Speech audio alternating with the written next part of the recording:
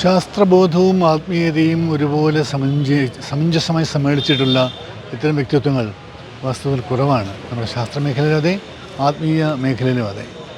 ആധുനിക വൈദ്യശാസ്ത്രത്തിൽ ബിരുദം നേടുക, അതിൽ ഒരു ഡോക്ടർ എന്ന നിലയിൽ പ്രശസ്തനാവുക, സാമൂഹിക സേവനത്തിന് വേണ്ടിയിട്ട് അതിനെ തന്നെ ഉപയോഗിക്കുക, അവിടെ നിന്ന് കണ്ടെത്തിയിട്ടുള്ള മുത്തുകളും പവിഴങ്ങളുമൊക്കെ പെറുക്കിയെടുത്ത് സാധാരണക്കാരന് കൊടുക്കുവാൻ വേണ്ടിയിട്ട് അതിൻ്റെ സകല സുഖങ്ങളും ത്യജിച്ച് ആത്മീയതയിലേക്ക് വരിക, സന്യാസത്തിലേക്ക് എത്തിച്ചേരുക എന്നൊക്കെ പറയുന്ന വളരെ അപൂർവമായ ഒരു ജീവിതശൈലിയുടെ ഉടമയായിരുന്നു തന്മയൻ സ്വാമി. ഡോക്ടർ തമ്പാൻ എന്ന പേരിൽ അദ്ദേഹത്തിന് വേണമെങ്കിൽ ലക്ഷങ്ങൾ കോടികൾ സമ്പാദിക്കാമായിരുന്നു ആ തൻ്റെ വൈദ്യ ജീവിത വൃത്തി കൊണ്ട്. പക്ഷെ അതിനല്ല അദ്ദേഹം തയ്യാറായത്. കമ്മ്യൂണിറ്റി മെഡിസിൻ ആയിരുന്നു അദ്ദേഹം തിരഞ്ഞെടുത്ത മേഖല തന്നെ. മെഡിസിനിൽ തന്നെ കമ്മ്യൂണിറ്റി മെഡിസിൻ, സാമൂഹ്യ സേവനത്തിനുതകുന്ന ഒരു വൈദ്യശാഖ, ചികിത്സാ ശാഖ. സാധാരണക്കാരെ കണ്ടുമുട്ടി അവരുടെ ഇടയിൽ സഞ്ചരിച്ച്, ഇപ്പോൾ നമ്മുടെ വിദേശ രാഷ്ട്രങ്ങളിലെ ചിലതിലേക്ക് ഈ നഗ്നപാത ഡോക്ടർമാരൊക്കെ പറയുമല്ലോ, അതുപോലെയൊക്കെ അന്നു മുതലേ തന്നെ സാധാരണക്കാരുടെ ഇടയിൽ സഞ്ചരിച്ച് അവരുമായി ഇടപഴകി അവർക്ക് വേണ്ടിയിട്ട് പ്രവർത്തിച്ച് നടന്ന ആളായിരുന്നു അദ്ദേഹം.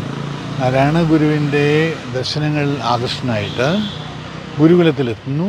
ഗുരുകുലത്തിൽ അന്ന് നിത്യ ചൈതന്യതയാണ് ഗുരു. നിത്യ ഗുരുവിനോടൊപ്പം ചേരുന്നു, നിത്യഗുരുവിൻ്റെ വത്സല ശിഷ്യനായി തീരുന്നു. എന്നിട്ട് വൈദ്യവൃത്തിയെ വേണ്ടെന്ന് വെച്ച് സാധാരണ എല്ലാവരും ആഗ്രഹിക്കുന്ന ഒരു വലിയ ജോലി, ധനാഗമ മാർഗമായ ഒരു ജോലി വേണ്ടെന്ന് വെച്ച് സർവസംഘ പരിത്യാഗിയായി സന്യാസം സ്വീകരിക്കുന്നു. വളരെ വ്യത്യസ്തമായ ഒരു ജീവിതശൈലിയിലൂടെയാണ് അദ്ദേഹം കടന്നു പോകുന്നത്. വ്യത്യസ്തമായ പാതകളിലൂടെയാണ് അദ്ദേഹം എന്ന് സഞ്ചരിച്ചിരുന്നത്. നിത്യഗുരുവിന് പ്രിയ ശിഷ്യനായിരുന്നു അദ്ദേഹം. ആംഗല സാഹിത്യവും ആംഗല തത്വചിന്താ പദ്ധതികളും ഒപ്പം ഭാരതീയ ദർശനങ്ങളും ഒരുപോലെ ഇഴുകിച്ചേർന്നായിരുന്നു അദ്ദേഹത്തിൻ്റെ വ്യക്തിത്വം. സ്പിനോസയും നാരായണ ഗുരുവും തന്മയൻ സ്വാമിക്ക് ഒരുപോലെ വഴങ്ങും. ഏത് പാശ്ചാത്യ തത്വചിന്തകനെ ദർശനങ്ങളെക്കുറിച്ച് ചോദിച്ചാലും വളരെ ഭംഗിയായി അദ്ദേഹം നമുക്ക് പറഞ്ഞു തരും. ഏത് ആംഗല സാഹിത്യ കൃതിയും അദ്ദേഹം മനോഹരമായി വിശകലനം ചെയ്യും.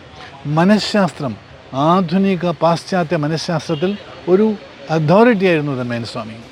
തമ്പാൻ എന്ന പൂർവാശ്രമം വിട്ടിട്ട് തന്മയൻ എന്ന സ്വാമി തന്മയൻ എന്ന ഇപ്പോഴത്തെ അവസ്ഥയിലേക്ക് വരുമ്പോൾ ഇപ്പോഴും നിലനിൽക്കുന്നു.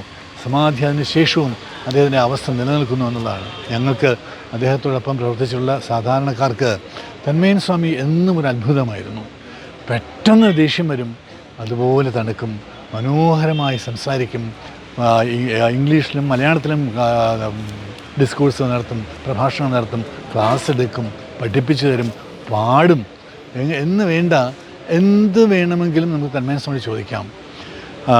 സാധാരണഗതിയിൽ ഗുരുകുലത്തിലെ സ്വാമിമാർക്ക്, സന്യാസിമാർക്ക് തന്ത്രത്തിൻ്റെ ഭാഗത്ത് സ്പർശിക്കാറേയില്ല. പക്ഷേ തന്മയൻ സ്വാമി അതിനും ഒരു എക്സെപ്ഷനായിരുന്നു. തന്ത്രത്തിലെ സംശയമുണ്ടോ ചോദിച്ചോളൂ. വേദത്തിലോ തന്ത്രത്തിലോ എന്തിലാണ് സംശയം ചോദിക്കാം.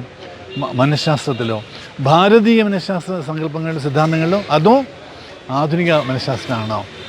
വ്യാസൻ ഭഗവത്ഗീതയിൽ പറഞ്ഞു വെച്ചിരിക്കുന്ന ഈ ഒരു ഗ്രേറ്റസ്റ്റ് ടെക്സ്റ്റ് ഓഫ് സൈക്കോളജി എന്ന് സായിപ്പന്മാർ പറഞ്ഞിരിക്കുന്ന ഭാരതീയമായ തത്വചിന്തയുടെ ഏറ്റവും ടെക്സ്റ്റായ ഭഗവത്ഗീതയെക്കുറിച്ചാണ് സംശയം?